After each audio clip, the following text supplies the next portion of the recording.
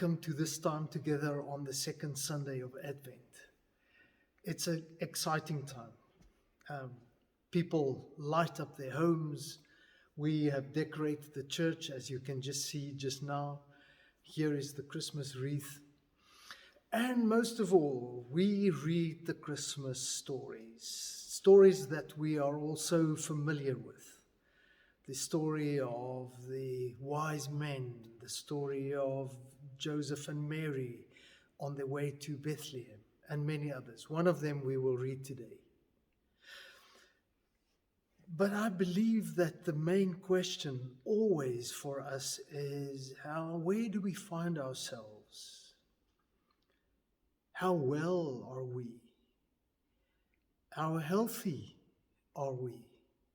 And how alive are we in our spiritual lives and within what happens within us? So today we're going to read two passages from the Gospel of Luke. And the first one is actually, it doesn't sound like a Christmas story, but I believe it's perhaps one of the most important readings in the Gospel, which is the beginning. And it says, "Dear Theophilus, many people have done their best to write a report of the things that have taken place amongst us. They wrote that what we've been told, and those who saw these things from the beginning and who proclaimed the message. And so, Your Excellency, because I have carefully studied all these matters from the beginning, I thought it would be good to write an orderly account for you. I do this so that you will know the full truth about everything which you have been taught." One wouldn't think that that is a Christmas story, but it sets the scene for not only the Christmas and the nativity stories in the Gospel of Luke, but for the whole Gospel. So imagine this Theophilus, a high-ranking official in the Roman Empire. And he heard about the story of Jesus, and he's been taught a few things. And then Luke, perhaps on Theophilus' request, Luke sits down and he did his research, and then he starts to write the story.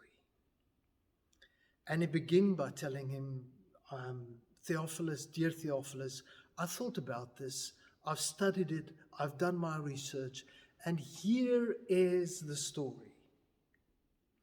And what he does with his whole gospel, he's painting a picture. He's telling a long story.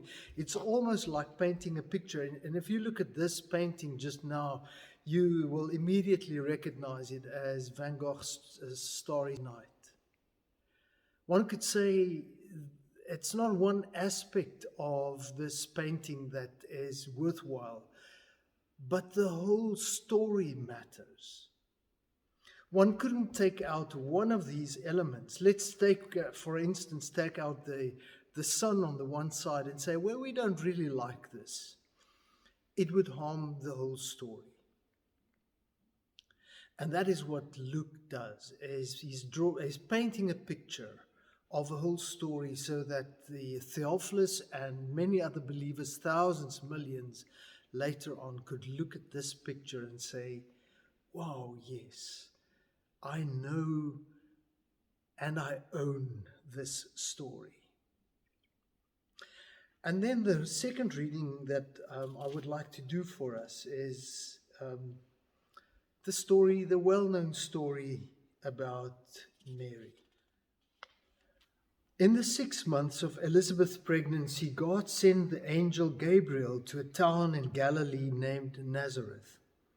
He had a message for a girl promised in marriage to a man named Joseph, who was the descendant of King David. The girl's name was Mary. The angel came to her and said, "Peace be with you. The Lord is with you and has greatly blessed you." Mary was deeply troubled by the angel's message, and she wondered what the words meant. And the angel said to her, "Don't be afraid, Mary. God has been gracious to you. You will become pregnant and give birth to a son, and you will name him Jesus." And then we know how the conversation goes. She says, "But how can this be?" And then he says, "For God, anything is possible." And then she says, "I am the Lord's servant. May it happen to me as you have said." And the angel left her. Now, dear friend, this passage, this story, the Annunciation, is not just a little piece of history that tells us what exactly happened there. But it's part of this whole picture. It's part of the whole story that Luke is sending to Theophilus and ultimately to us. And the idea of this is that it fits in with the whole story of what God has done. The amazing things that happened in and through the life of Jesus Christ. And this is just the beginning. But it involves us as well, because there are some important things. The one is that she receives grace. Do we not do the same? That she's afraid and she worries. Do we not do the same? Sometimes. Does the angel not say, "Well, for God, anything is possible"? Is that not something we too want to hear? And then when the angel leaves her, life continues. And therefore, dear friends, this story of the Annunciation comes to us where we find ourselves as part of a bigger story to say, yes, but this is a story of grace. This is a story of sometimes the impossible becoming possible. This is a story of being afraid and being comforted.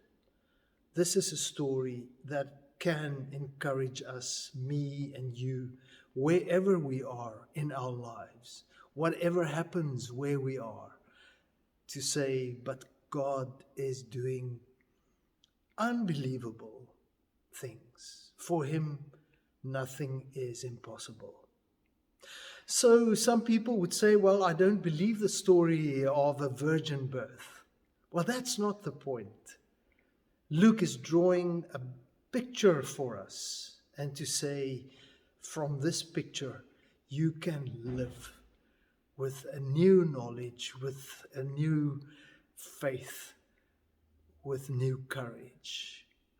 And that, my dear friend, is my prayer for you, for me, and for all of us. And with these words, may today, the second Sunday of Advent, once again be a reminder of a gracious God, a God for whom nothing is impossible. May the Lord bless you richly.